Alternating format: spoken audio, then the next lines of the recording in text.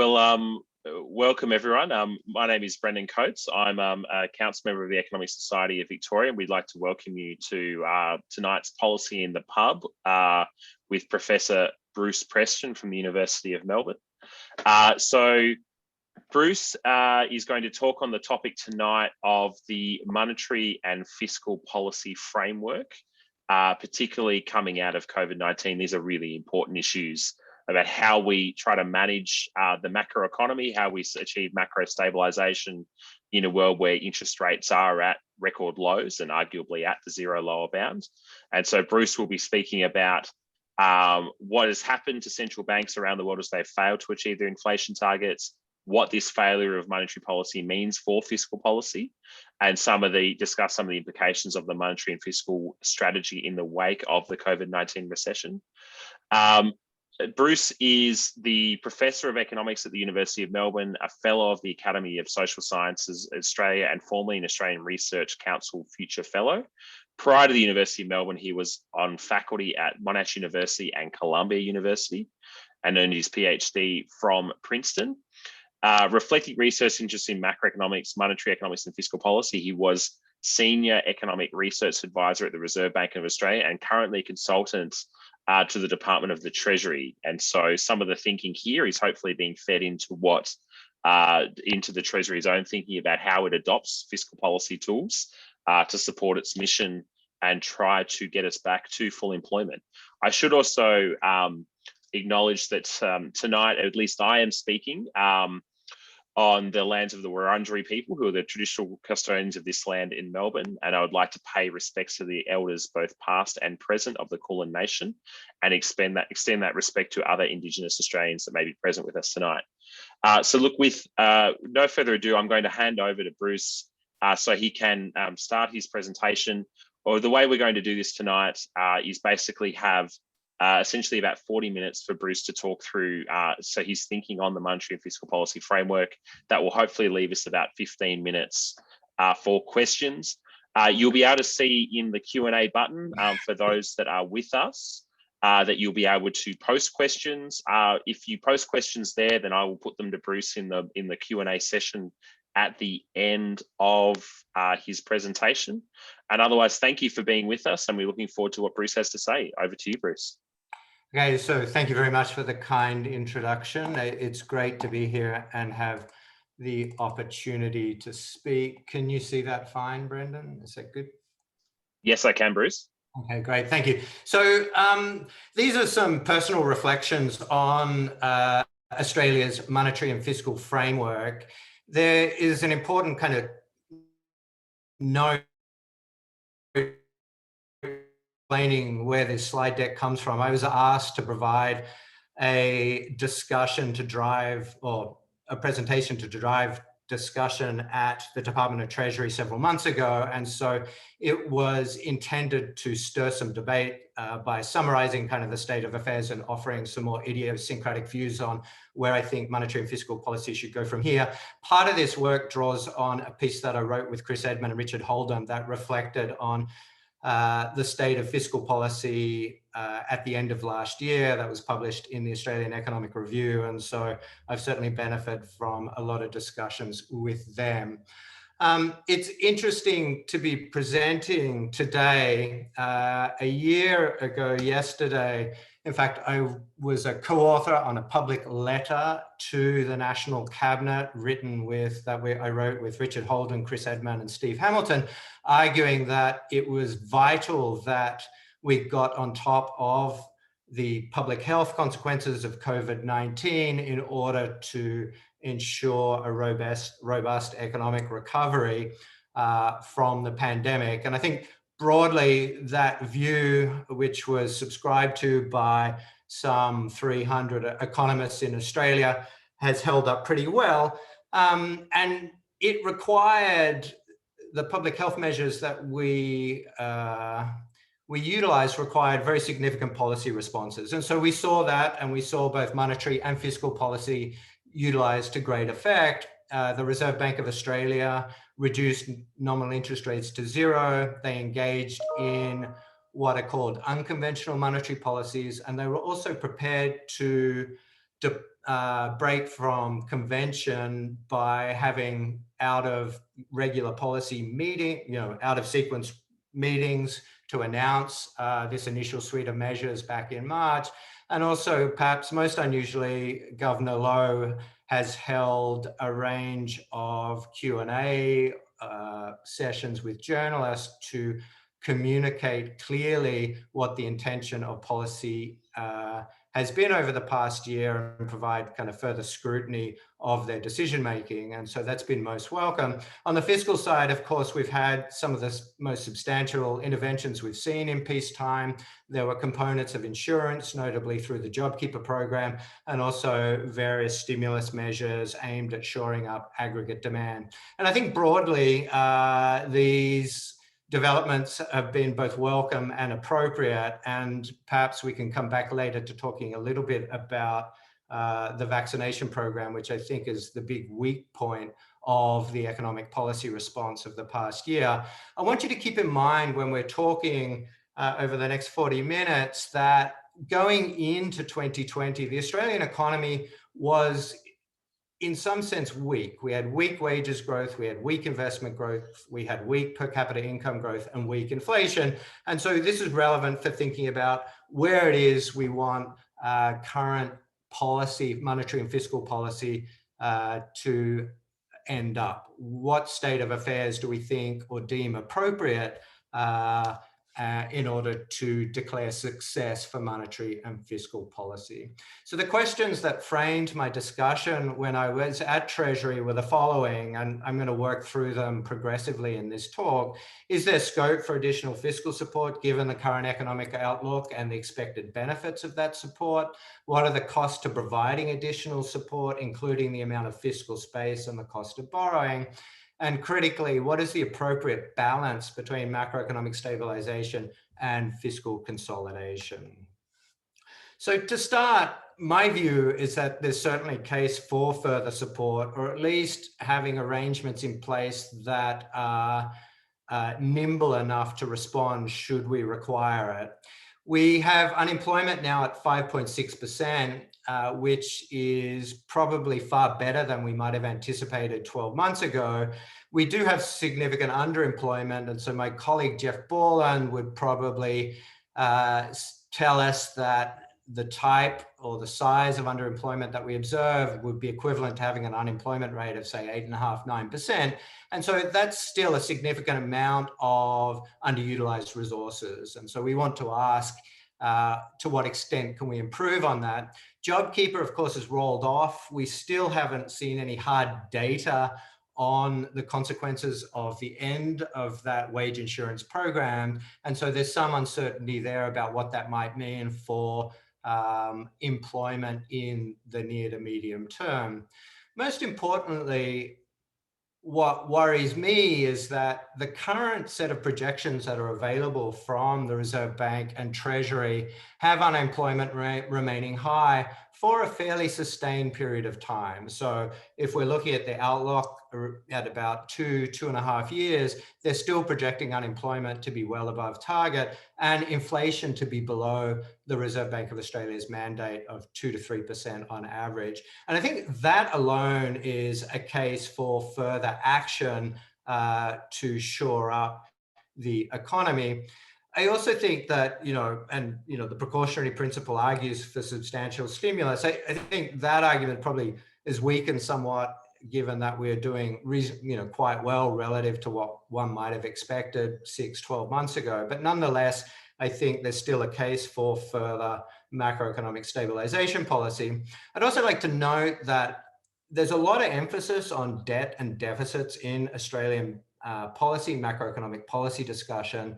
Not acting or not taking further action is also not without risk, right? And so what is true is that debt to GDP ratios could rise further if we don't take appropriate action to ensure the economy is moving to full employment. And so from that perspective, I think the downside risk is big and presents fiscal risks of its own, whereas further stimulus, I think the risks are much smaller in nature. So I think there's certainly a case for further support. I think we also have to ask, are we content just to return to a pre-COVID economy? Is that something that we think is reasonable to kind of stabilize at around a 5% unemployment rate? Or do we think we could do much better? And kind of a second component of that line of argumentation is that, I think to some extent we're optimistic because the consequences of the COVID recession have been reasonably well handled and less significant than we might have expected. And I think that is a legitimate cause for optimism, but perhaps not one that is a good argument or a sound argument for not providing further stimulus to achieve desirable macroeconomic outcomes. So if we do, or if we deem it sensible, of course, we need to have fiscal space in order to be able to engage in further fiscal support for the macroeconomy. What is true of Australia is that we're in a unique position amongst advanced economies to be able to do this. We entered the crisis with low gross debt, so Commonwealth debt was about 30% of national income. We will exit the crisis, given current projections, with relatively low debt, albeit higher at around 65% of national income. And the fact that long-term debt prices are high signals scarcity. And so this alone is a prima facie case for additional spending. This debt is valuable and in high demand. And that surely tells us we have the capacity to spend further should we deem it necessary. Default is not a concern for the Australian economy. We have a flexible exchange rate, we have monetary sovereignty, and we have Australian dollar denominated debt. So it's always possible for us to cover dollar denominated liabilities by issuing further dollar denominated liabilities. And we also have the capacity to raise taxes. So I think those two things suggest that we can certainly support and have the scope to engage in further fiscal activity. Of course, there is an important question about just how much more. And I think that is deserving of further studies about what kind of fiscal space that we have. And I've seen estimates for Australia that range from 105% debt to GDP ratio through to the IMF's implausible 200+% of debt to GDP. Nonetheless, I think fiscal policy should be prudent. I think there are good reasons to be prudent. We've had decades of prudent fiscal policy, which has given us considerable flexibility over the past year. I think there are also important risks to be discussed. I think high debt economies are likely to behave very differently to shocks. I think inflation policy is going to be much more complicated in high debt economies because they'll just be inherently more difficult to control. And I think research needs to be developed that answers or provide sharper kind of answers to those types of concerns. I've done some work of my own, which suggests that that may indeed be the case. And so that's one note of caution. A second critical note of caution for the Australian economy is that we could import risk from the global economy, given integrated world capital markets, developments that may arise abroad can quickly transmit to the Australian economy. And I'll say more about that shortly. Of course, we need to think about what are the costs and benefits of any such fiscal interventions. In large recessions, we know that fiscal multipliers are large. Given that the Reserve Bank of Australia is committed to holding interest rates effectively at zero for the next 3 years, there aren't the usual type of crowding out effects that we might associate with fiscal stimulus. And there are also a strong case to be made that they're high net social returns to a whole range of public investments. Most notably, and perhaps disappointingly, the budget from last year was one that looked well suited to a very conventional recession. It really didn't demonstrate much acknowledgement that it was a recession driven by public health developments. And this is something that my colleague Chris Edmund was quite outspoken about. You would have liked to have seen much more spending on public health measures, including the vaccination program. And it's quite clear now, 8 months down the road, 6 months down the road, that the vaccination program has been highly problematic. And I'm not going to hold my breath that the next budget is going to be any better on this front. I think the government, for whatever reason, seems far too complacent about how important it is for us to get the country vaccinated, and in order to restore kind of normal economic activity as far as we can, given the global setting. There are other interventions that would have high social returns. Clearly, infrastructure spending, sorting out climate and energy policy, health, education, science investment would all be things that we know have kind of high social returns. And I think there'd be strong merit in pushing those over the medium term. What about the costs? Of course, there's always the question about what taxes might be levied to retire this debt in some future period. From a public finance perspective, we worry about the distortions that those taxes might have on incentives of different kinds for people to engage in different kinds of economic activities. I'm not going to say too much about that. I'd rather focus on a more macroeconomic perspective on the issue of costs, which is the matter of sustainability. So when we talk about sustainability, you will often hear the term or reference to the object of R minus G. This is the difference between an economy's real interest rate and its average growth rate, or growth rate G, okay? So sustainability depends on the relative magnitudes of these two things. If real interest rates are high relative to average growth rates, that means the public debt will accumulate at a fairly rapid rate relative to national income. If the growth rate is high relative to real interest rates, then the debt to GDP ratio will fall over time. And so it's clearly a very important set of numbers to get a handle on when talking about sustainability of higher debt levels. In the United States, if you look at the 10-year bond rate over the past century, it has been always higher than the nominal growth rate. And so this suggests, in nominal terms, R minus G has always been favorable in that it's negative. The growth rate has always been higher than the interest rate. This has been true also for advanced economies over the past 20 years. It's an interesting discussion as to why that's true, though I think it has much to do with just the nature of financial integration of these economies relative to the US, which has been a global leader. Robert Barrow, in a paper with a very long-dated sample, presents evidence for the Australian economy spanning over 100 years, and has real government bond returns of 3.3% and an average real growth rate of 3.4%, which means R minus G is negative. That means over time, the debt to GDP ratio on average is falling. There's an important caveat to these numbers, is that these are ex post returns. And so it's always important that one ought to be taking into account that ex ante, there's considerable risk to developments in the state of output, and therefore the state of kind of tax collections going forward to retire any debt. And so one also has to have a view about risk premium. But bracketing that, I think the kind of calculus from the R minus G discussion suggests that the ability to finance high levels of debt are quite favorable at the moment. What about the risks of the fiscal position going forward? I think domestically, the biggest risk is on the downside for us, and that's premature austerity.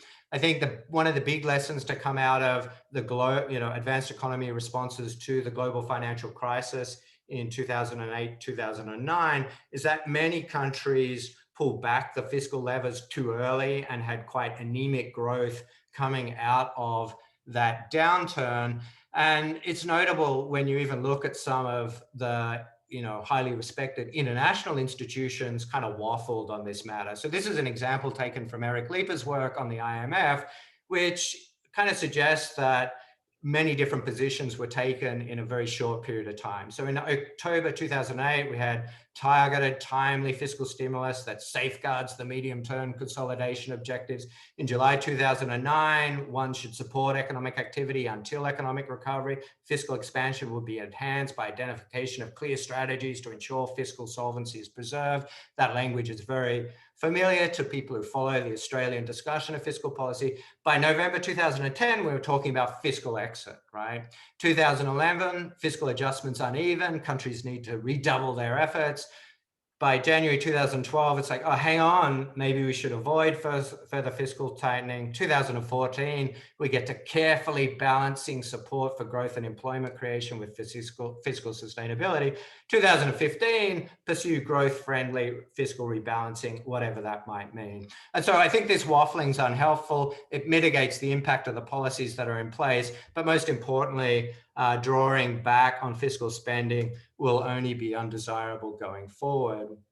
I think much more critical for Australia as an economy are foreign risks and what foreign developments might mean for the Australian economy. We currently have very low interest rates. In part, that's because what are called real neutral rates are low. These are for a variety of factors, which include slow-moving demographics, so aging populations and rising savings, higher inequality, productivity slowdown, and what's called a flight to safety during periods of high uncertainty, so safe asset demand. All these factors kind of drive down real interest rates because people want to hold safe assets, so basically government debt. Two of these could change quite quickly. So we could see a change in productivity growth. Maybe we have some unexpected productivity rises around the corner. And we might also see the demand for safe assets decline quite quickly and funds get reallocated to more risky projects going forward. This change in safe asset demand could occur because of perceived inflation risk, right? So that could diminish people's demand for, say, US government debt, and that could raise interest rates very quickly, right? US interest rates are an important determinant of global interest rates, and that could see Australian long-term interest rates rise with that change in safe asset demand. We can handle this risk to some extent by ensuring that the type of debt we issue is much longer term. So even though longer term debt is slightly more expensive to issue, by paying that premium on long-term debt, we can lock in relatively low interest rates over, say, 10, 20, and 30 years. And the Australian Office of Financial Management certainly been doing that, though I'd like to see greater efforts to extend the term structure of Australian public debt. So that's certainly one type of, the big risk in my view could be that indebted countries internationally get into trouble, which may raise interest rates for Australia. What does this all mean for thinking about policy, monetary and fiscal policy for the Australian economy? The conventional view is that monetary policy stabilizes inflation and fiscal policy stabilizes the public debt, and that central banks and treasuries can go about these two objectives independently. This is false as a general statement, and it's certainly clearly false in current circumstances. This view of fiscal and monetary policy is simply untenable. It's clear that when interest rates are constrained by the zero lower bound, so the fact that the Reserve Bank of Australia can't implement significantly negative nominal interest rates, it is simply unable to provide further stimulus should fiscal policy pull back. And so that's a clear example of the limit of a central bank to unwind or work around fiscal policy developments, okay? Not only do we have the constraint of the zero lower bound that also minimizes the impact of monetary policy at the moment, but we also have historically low neutral real rates. That's a problem because it's actually the gap between neutral real rates and actual real rates that provides stimulus, so the difference between the cash rate and expected inflation. And that gap between neutral real rates and actual real rates is simply the smallest that it's ever been. And standard models tell you when this gap is small, monetary policy is ineffective. And what this means is that we have to appeal to fiscal policy in order to get the economy going again. We need to reimagine the roles of monetary and fiscal policy in securing desirable macroeconomic outcomes. To give you an estimate, this is work from the Reserve Bank of Australia by McKirrick and Rees, which is an estimate of long-run neutral rates. This is the red line, is what they think the kind of long-run neutral rate is. It's fallen from a value in the 1990s of around 3% to a number about 0.8% at the end of the sample. The solid black line is just a measure of the real cash rate. That's the nominal cash rate minus inflation, and the gray band's just a measure of uncertainty. But what this means is that the neutral rate's fallen about 200 basis points, and this has implications for the extent to which monetary policy is effective. Looking globally, work by 4 friends at the New York Federal Reserve Bank have used sophisticated econometric techniques to get an estimate of what the global neutral rate is and the US neutral rate. The global neutral rate is this dashed black line. The US neutral rate is the dotted line. And then the gray bands are just kind of 68 and 95% credible sets. What you can see is that from the early 1980s, global neutral rates, which is essentially the US neutral rate, have fallen several hundred basis points. So what this means is that the amount of stimulus a central bank has available to it has fallen just because of the nature of demand for safe assets by the amount of 200 to 300 basis points. Okay. So we're in a situation of zero lower bound with constraining monetary policy, and a situation in which monetary policy is further ineffective because of low neutral rates. We need to reflate the economy. Since 2008, interest rates globally in advanced economies have been persistently low. Economic theory tells us that this is likely to be the case. Standard models have the implication that when fiscal policy is doing sensible things, and by sensible, I mean a balanced budget over the business cycle, that in that situation, models will predict that there are 2 inflation steady states. There is what we call the normal times steady state. This is inflation that kind of gravitates around the inflation target adopted by a central bank in the given economy. And then there's the abnormal times steady state, which is the low inflation trap. What's important about this economic theory is that it tells you if fiscal policy is doing these sensible things, running balanced budgets, there is nothing monetary policy can do to rule out the existence of this low inflation trap. There is nothing it can do. And in fact, that seems consistent with evidence looking internationally over the past 10 years. The low inflation trap is marked by chronically low inflation below in target, persistent shortfalls in aggregate demand, and monetary policy being ineffectual because of the zero lower bound. And that's a reasonable description of many advanced economies. Central banks have been unable to generate inflation, and it really is in the interests of governments to avoid the zero lower bound and this low inflation trap. Critically, this is not a monetary problem, right? Because there's nothing monetary policy can do for the type of fiscal policies we've deemed appropriate, it comes to fiscal policy to rectify these difficulties. And so governments need to understand that this is a joint monetary fiscal problem, and that fiscal policy has to play a critical role in reflation. Why do we want to reflate? What are the arguments?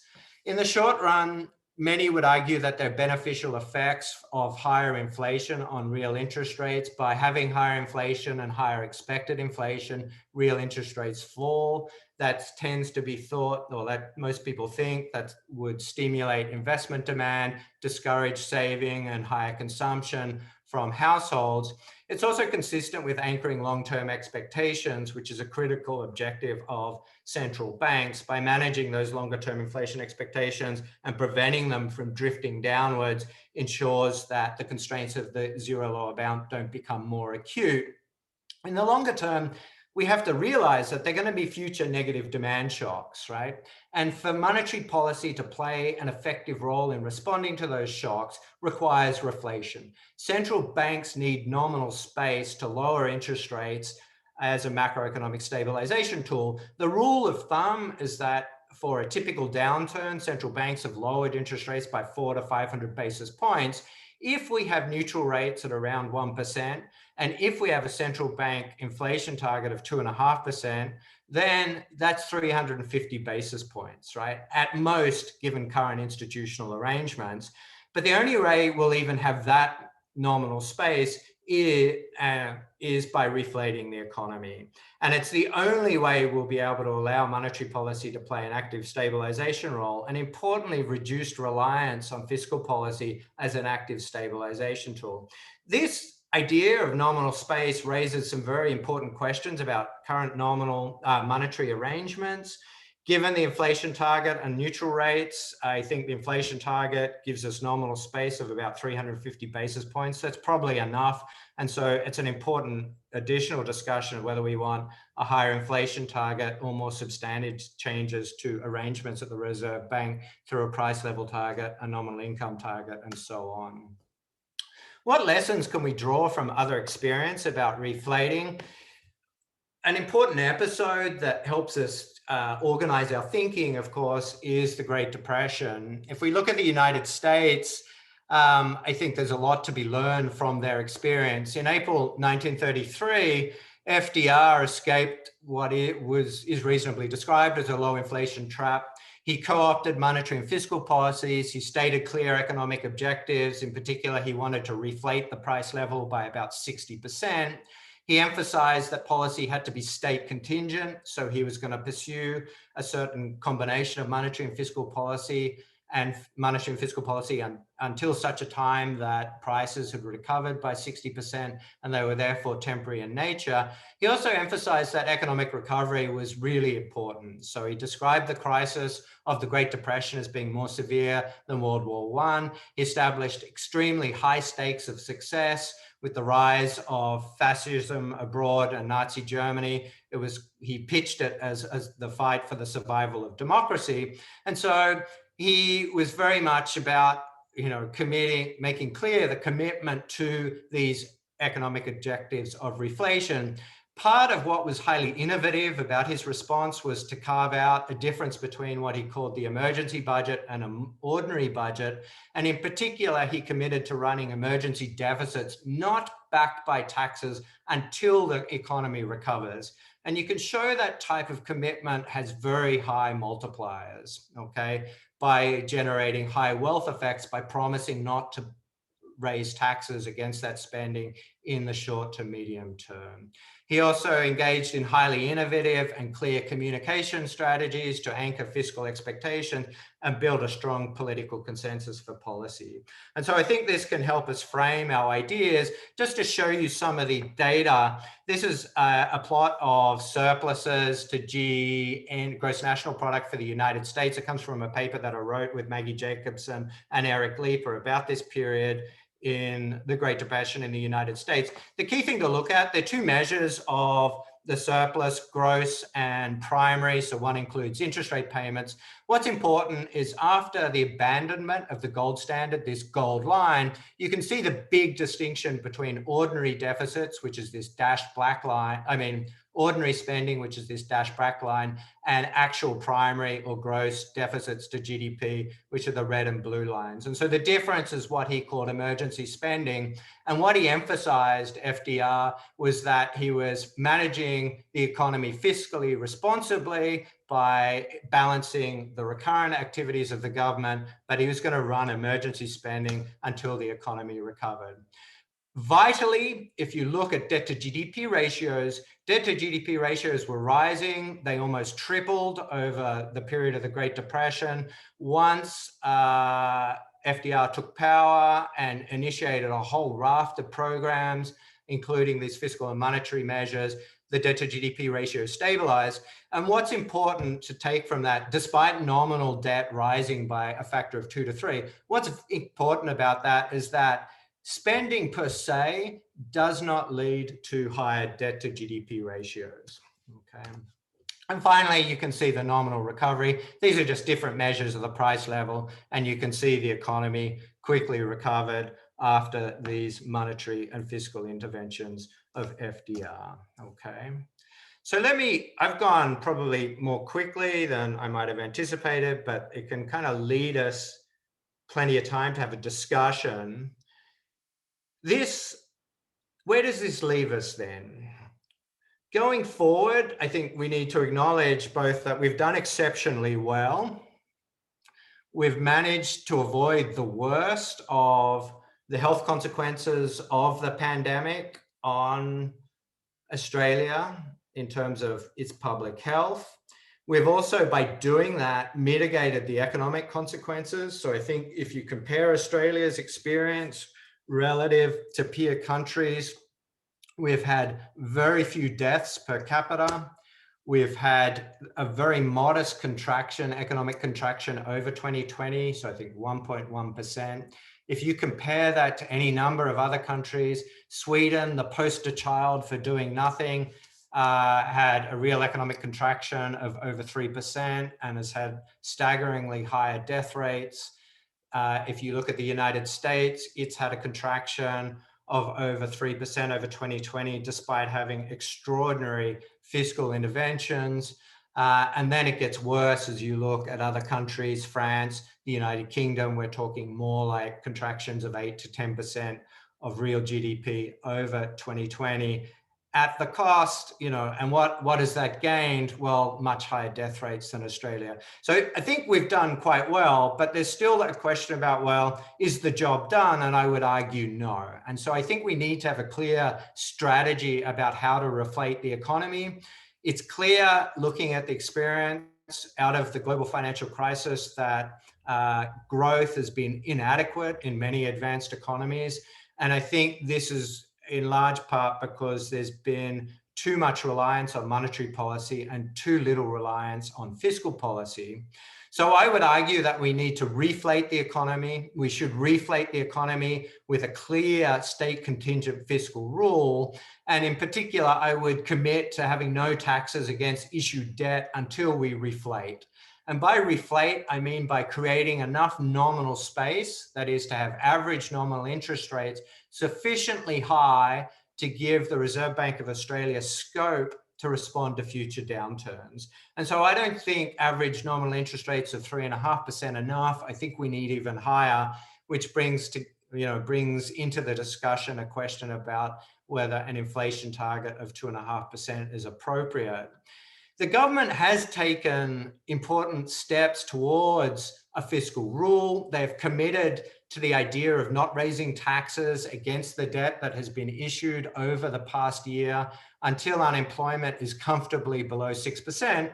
I think this is a huge conceptual development within Treasury and within the Australian government. And I think to some extent it's to be applauded. Of course, there are many questions about what that actually means. And I'd feel far more comfortable about this discussion being had in terms of prices and in the inflation rate rather than unemployment. It's quite possible we could drive unemployment to 4%, but still have no nominal space to respond to a future downturn and have to then rely on fiscal policy as a stimulus measure persistently, much like, say, Japan has for 3 decades. And I think that is undesirable. In the medium to long term, I think it's important that we distinguish the debt consequences that occur from the emergency expenditures that have provided necessary insurance to those who have felt the brunt of the public health measures of the past year, notably women and younger members of society. And so having a distinction between emergency expenditures and the recurrent activities of government is important. Further, I think we just need to have a much more sophisticated discussion of fiscal policy. For too long, we've kind of obsessed about debt and deficits. They're not interesting objectives for macroeconomic policy in and of themselves. What's important is what those debt and deficits secure in terms of desirable macroeconomic outcomes. And I think that discussion would be enhanced by having a much clearer view about different fiscal interventions and to the extent they're discretionary versus kind of just cyclical aspects of fiscal policy, so automatic stabilizers, versus fiscal changes in the fiscal stance which reflect structural changes in deficits. And I think having a more sophisticated discussion of fiscal policy would better help understand what it is fiscal policy is actually achieving for us. I'd prefer to see a commitment to unwinding the debt that we have generated over the past 12 months, to not raising taxes against that debt and to pay that debt through expansions in the tax base over a 30-year period. So this gets back to the R minus G discussion. I would like to see just growth, which is through both productivity increases and also increases in working age population. I think rises in the tax base can effectively lower debt to GDP ratios. So if you have kind of an R minus G of several you can easily eat away at issued debt significantly over 30-year period. So you could reduce it, by a fraction of kind of 60% if you have fairly robust growth relative to the interest rates that you pay on that debt. To the extent that it's appropriate, the government, of course, should establish its fiscal credentials on recurrent activities of government. Because it's vital that we do expand the tax base, I think there needs to be a lot of emphasis on medium to longer term issues of fiscal policy. I don't think we should only be talking about short-run stimulus. So it's vital that we continue and press on with economic reform. This includes infrastructure spending to boost productivity and ensure that the real growth rate of the Australian economy is there. And that's certainly vital to the types of commitments that I'd like to see the Australian government adopt. To do this, I think it's also important that we really change or relocate our discussion of fiscal policy and what we want fiscal policy to achieve. I think we need to build a useful institutional framework, one that allows policymakers to make good decisions. I think we need to avoid arbitrary objectives that are just completely inconsistent with maximizing the welfare of the Australian people. So if you look at the fiscal strategy prior to last year's budget, I'd never looked at it closely until last year, but it was an extraordinary set of objectives for the Australia's fiscal policy. We had 1% surplus over the business cycle. We had zero net debt. You'd have to ask, why are either of these things desirable? We needed to maximize the government's net worth, i.e. maximize the value of the government's balance sheet, i.e. its investments in various things. This is just an extraordinary objective for the Australian government. One would have thought you would want the government to maximize the welfare of the Australian people, people's health, people's education, people's prosperity, but no, somehow we are going to be concerned about the state of various financial activities of the Australian government. And then we have arbitrary caps on taxation. These are just a very strange thing. And so I applaud the Treasury for pushing to a much more sensible set of objectives focused around the unemployment rate and securing low unemployment as a very desirable outcome. I think that's not enough. I mean, one could kind of also cite examples where things that look like they're sensible things for fiscal policy to focus on might be undesirable. For example, in a growing economy, balancing the budget over the business cycle on average will be contractionary.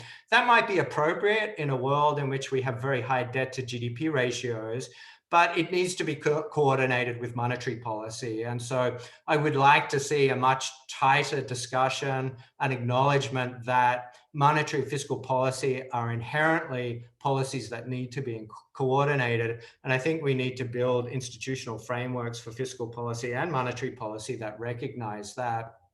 I think a big question going forward, and I'll conclude with this, is where do institutional parallels for monetary policy, institutional parallels of monetary policy end with fiscal policy? So if you look at discussions about, this budget responsibility that was introduced back with Costello as part of the budget strategy, people like David Gruen quite sensibly pointed out when he was at Treasury is that this type of approach is one that can learn a lot from the success of central banks to commit to certain macroeconomic objectives and have institutional frameworks that allow central banks to achieve those objectives. I think it's important to ask, what can we learn from central banking about institutional design for fiscal policy? We've seen a huge innovation around the world on fiscal institutions, whether it be fiscal bodies that are scoring different activities of governments in different countries, or even going further and into implementing certain types of fiscal rules. And we need to ask, what can we learn from those developments and from central banking, and what might be appropriate here? There clearly will be limits to this comparison. Fiscal policy is just a far more complicated object than monetary policy. And so I think that is a difficult discussion, but one that we ought to have. So let me leave it there. Thank you for listening, and I'm around and happy to take some questions. Oh, thank you, Bruce. That was a really interesting presentation. You covered quite a lot of ground. We have had a few questions come in, but I do actually want to just take the opportunity to ask one of my own as well, which is, you've described the end game here to an extent as being reflating the economy to give, the central bank sufficient sort of nominal space to be able to tackle future recessions. A question I have is, in a world where real risk-free rates have been falling, and they've been falling around the world, and you've shown those charts showing that they've continued to fall quite sharply, particularly in the US, and that's been driven by a series of global pressures around aging populations, wealth inequality. There's a range of explanations put forward. Are we in a world where we can reverse that trend using fiscal policy? Or are we in a world where, so can we get those risk-free rates back up? Or in a world where they're going to keep falling, and you're going to have to keep running large fiscal deficits for a long time in order to keep the economy at something approaching full employment, and therefore see wages growing and all the things that we want to see? Yeah. So I think that's a really important question. I think obviously you'd be aware there's this literature called or about the secular stagnation argument of the economy. And that view of the world is one that says in situations where there's excess savings demand by the private sector, there's an important role for government to act as a source of demand and borrow. And so if we were just thinking about a closed economy that was independent of the rest of the world, I think you could build an argument that said sufficiently large fiscal activity would ultimately raise real interest rates and ease the constraint of the zero lower bound. I am reluctant to recommend that for Australia on its own, partly because our long-term interest rates are, I think, importantly determined by global factors. And so I think we cannot fill the lack of global demand at the moment. It's plausible that a country like the United States could, and that spending may ultimately see a reversion in real interest rates. And I think we still need to manage that carefully, but I think that would be an optimistic view of the United States running kind of, spending of upwards of 25% of GDP, which is kind of staggering. I wouldn't want to rely on that. I think, look at Japan, for example. It's, they've done no shortage of spending and haven't been able to solve things internally there. And so I think as much as I'm a fan of further fiscal stimulus, I really think we need to be having serious discussions about reform, whatever you want to interpret that to be, to ensure that the productivity growth is there independently of these global developments in the medium to long run. Sure. So this is a strategy that could work in the US if they did it at enormous scale, but Australia is a price taker. Got the European Union and the United States and China and Japan were all prepared and had the fiscal space to do it.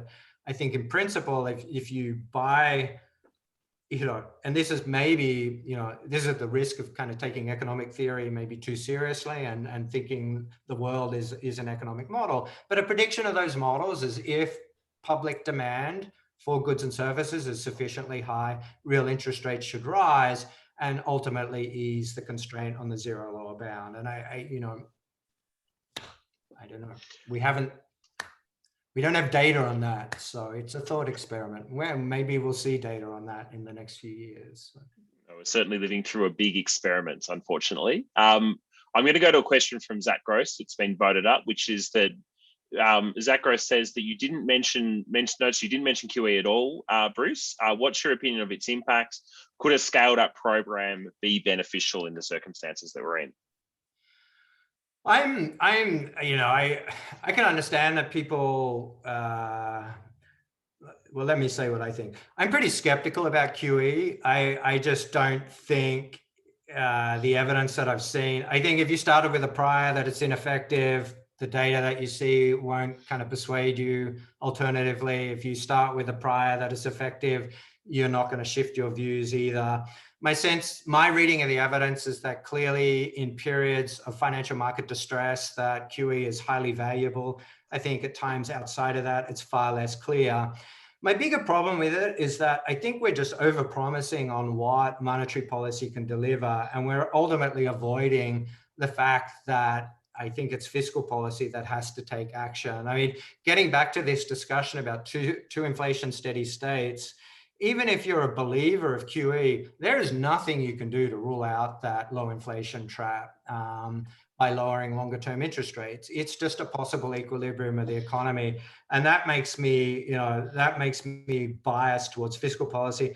I also think, even if I concede, which I do, that there's some value to it, I think it helps shore in the commitment. It signals that the central bank is kind of serious about keeping interest rates low. And I think there's value to that. I think even if you acknowledge that it does lower interest rates by a few basis points, I think at the margin, the additional dollar spent by fiscal policy is just way, way more effective than lowering interest rates another kind of 10, 15, 20 basis points.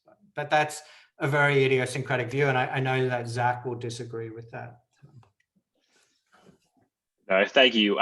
We'll go to another question now, which is from Warwick Smith, who you mentioned in your talk, Bruce, that there's various estimates of fiscal space ranging from 105% through to something like 200% from the IMF, referring to the debt to GDP ratio. Why do you think, Warwick asks, why do you think that debt to GDP ratio of 200% from the IMF is wrong? What criteria would you use to determine where that line lies about the amount of fiscal space Australia has? And given that Japan's, for example, is debt to GDP is over 200% today. Yeah. So, I mean, so it's a long, we could give a seminar on what's wrong with IMF methodology. The big problem with the IMF methodology is it's very backward looking. It kind of says, if we continue what we're doing and everything kind of stays the same and we just roll things forward in time, what kind of debt to GDP ratio would you get and is it sustainable?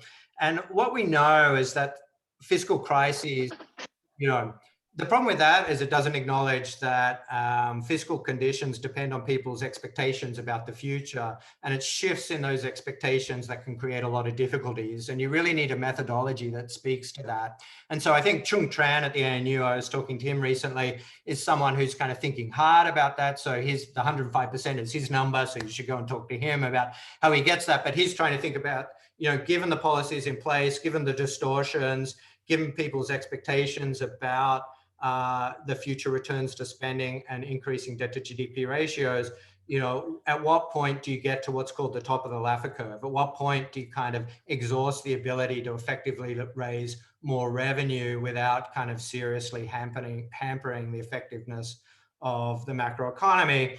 And so, there's obviously a huge amount of space. Do I buy 105%? No, I think the number could be much larger. You look at Japan.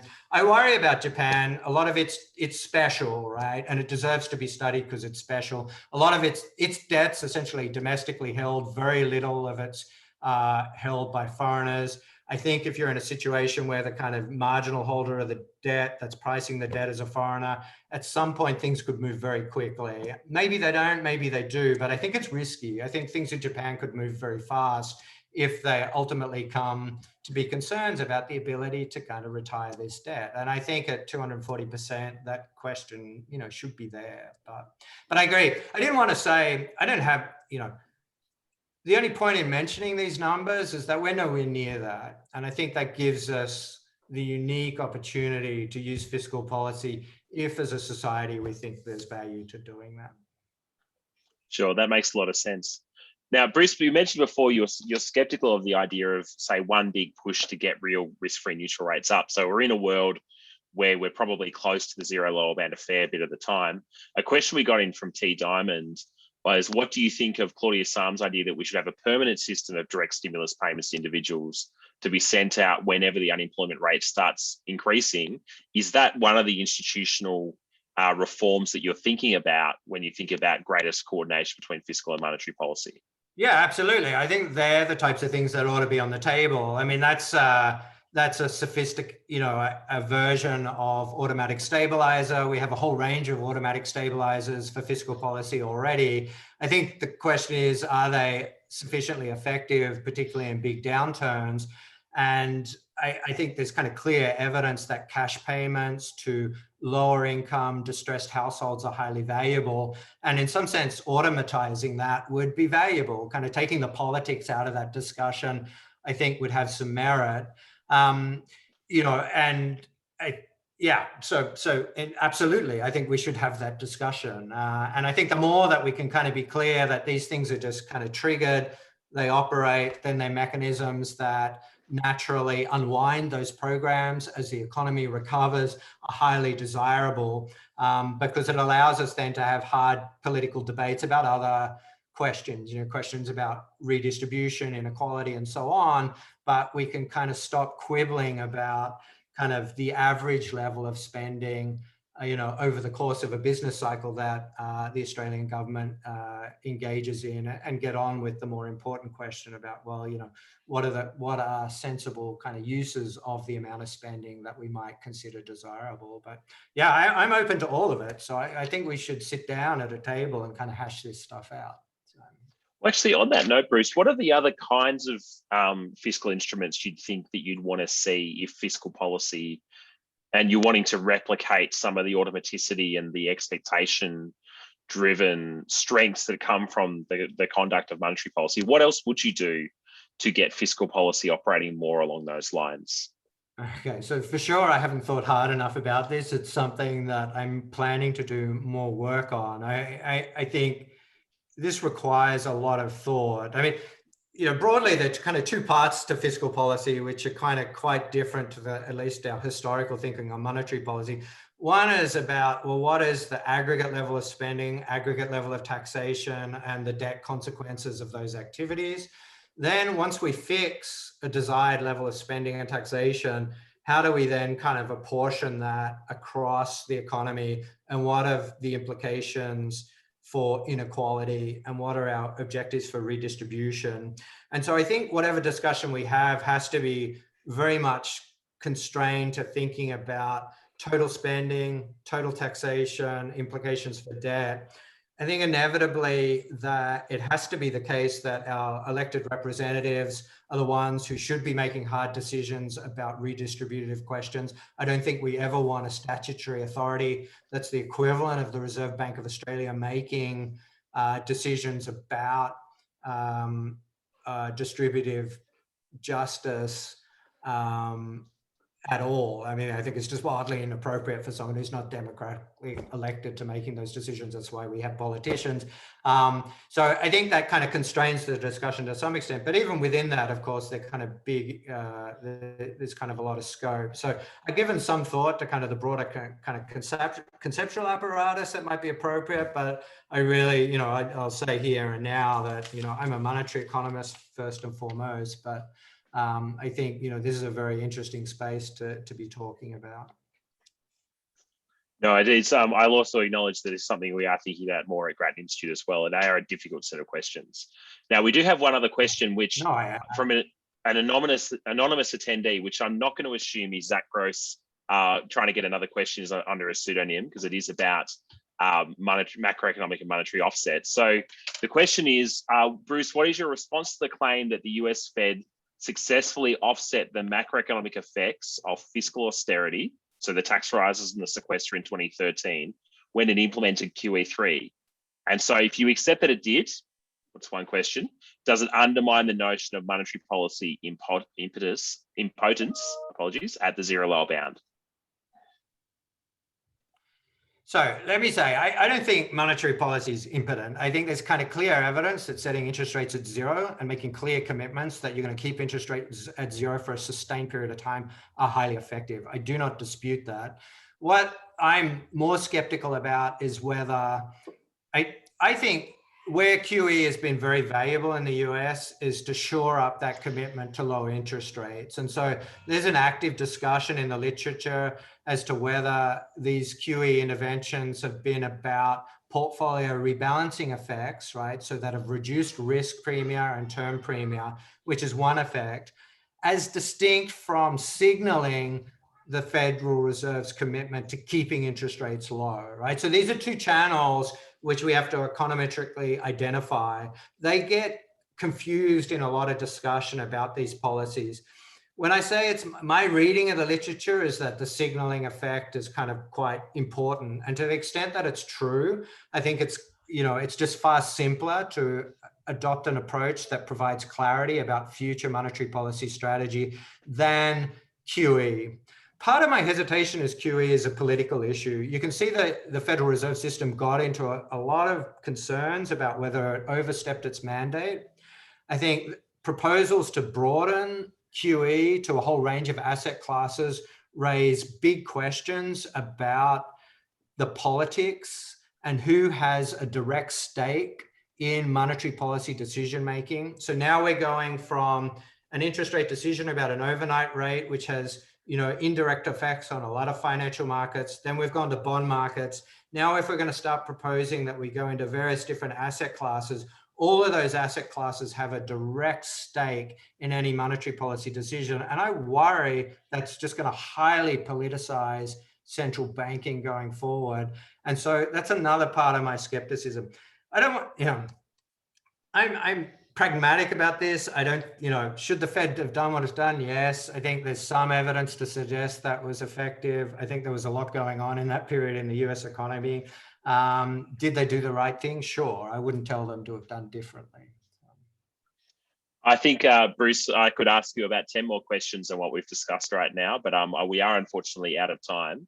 Yeah. So I do want to thank you again for taking the time to be with us. I've really enjoyed the presentation on behalf of the Society. Thank you very much for coming along. My pleasure to be here, and thank you, everyone. So I should have mentioned at the start, this session has been recorded, and so we will post that online once that's available.